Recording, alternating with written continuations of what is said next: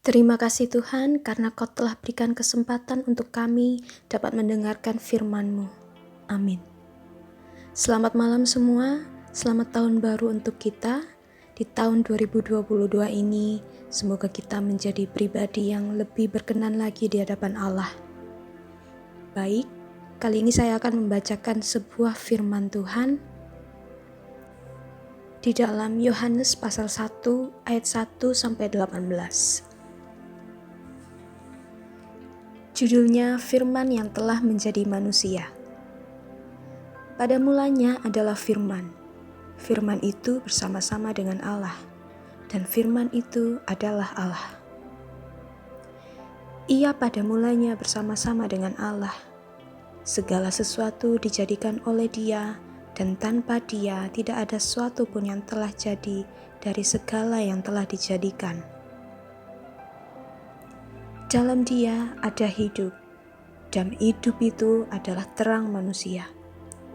Terang itu bercahaya di dalam kegelapan, dan kegelapan itu tidak menguasainya. Datanglah seorang yang diutus Allah, namanya Yohanes. Ia datang sebagai saksi untuk memberi kesaksian tentang terang itu, supaya oleh Dia semua orang menjadi percaya. Ia bukan terang itu, tetapi ia harus memberi kesaksian tentang terang itu.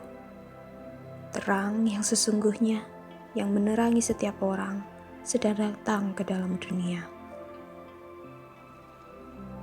Ia telah ada di dalam dunia, dan dunia dijadikan olehnya, tetapi dunia tidak mengenalnya.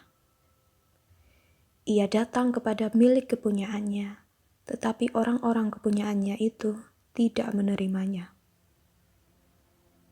Tetapi semua orang yang menerimanya diberinya kuasa supaya menjadi anak-anak Allah, yaitu mereka yang percaya dalam namanya. Orang-orang yang diperanakkan bukan dari darah atau daging, bukan pula secara jasmani oleh keinginan seorang laki-laki, melainkan dari Allah.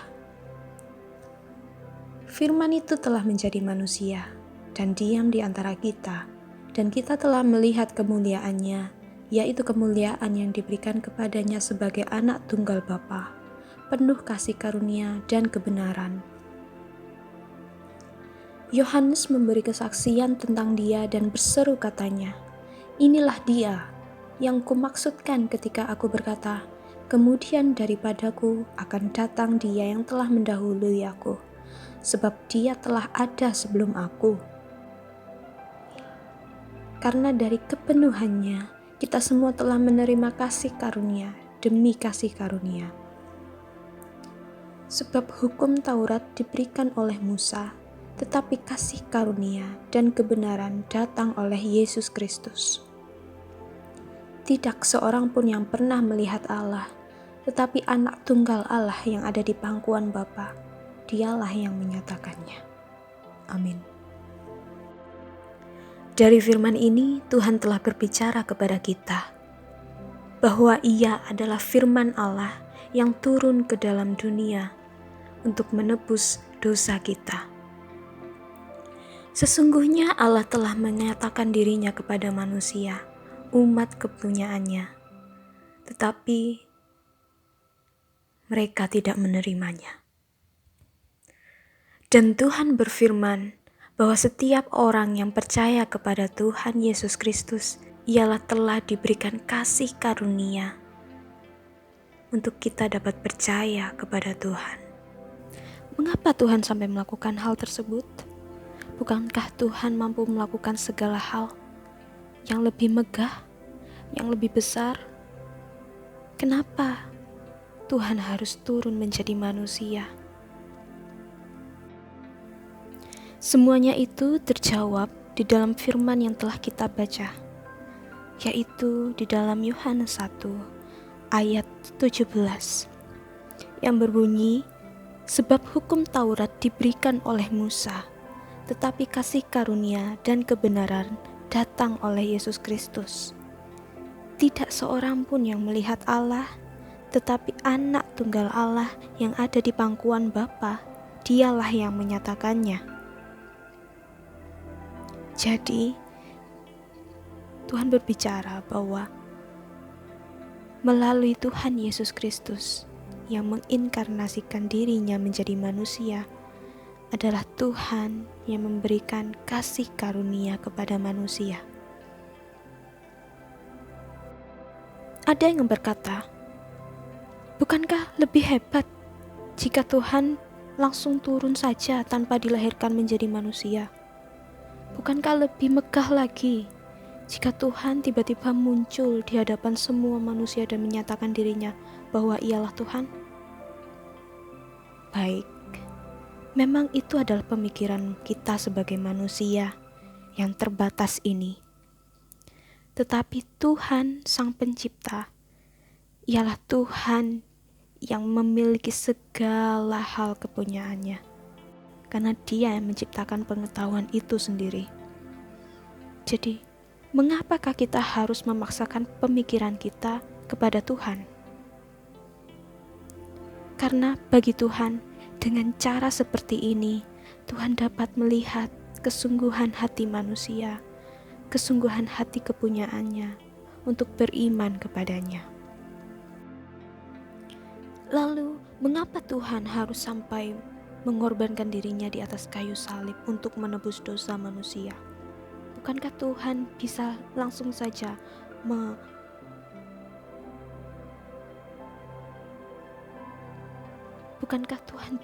saja menebus dosa setiap manusia? Langsung dihapuskan seperti itu? Jawabannya tentu saja tidak semudah itu. Karena dosa adalah musuh terbesar Tuhan. Jadi memang Tuhan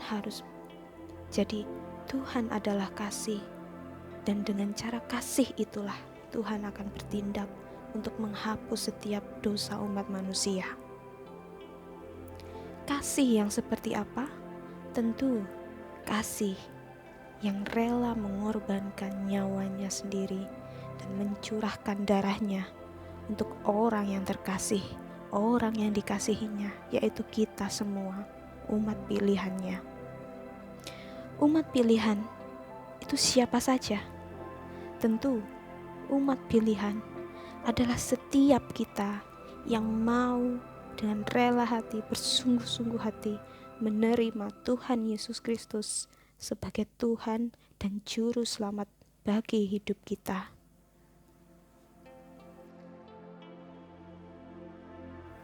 Lalu, apakah Ia masih pantas disebut sebagai Tuhan, sedangkan Ia dilahirkan dari seorang Maria?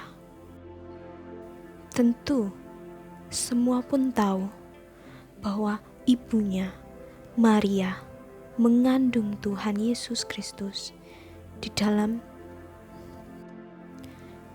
bukan dari darah atau daging, bukan pula secara jasmani oleh keinginan seorang laki-laki, melainkan dari Allah.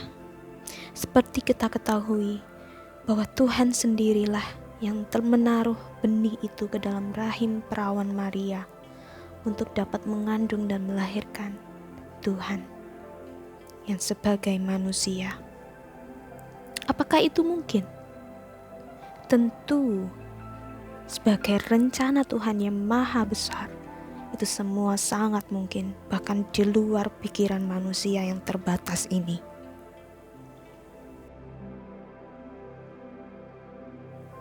Lalu mengapa Ia disebut sebagai anak Allah? Jika Ia anak, berarti Dia mempunyai orang tua, bukan? Anak Allah, berarti Allahnya adalah orang tuanya. Apakah seperti itu? Tentu kembali lagi dengan pemikiran manusia yang terbatas. Tuhan adalah Allah Tritunggal. Semua tahu Tuhan Maha Esa. Esa di sini bukan berarti satu dalam pemikiran manusia. Kembali lagi, pemikiran manusia tentu terbatas. Tetapi tunggal di sini, Esa di sini adalah satu kesatuan yang tidak bisa terpisahkan, yaitu Allah Bapa, Allah Putra, dan Allah Roh Kudus.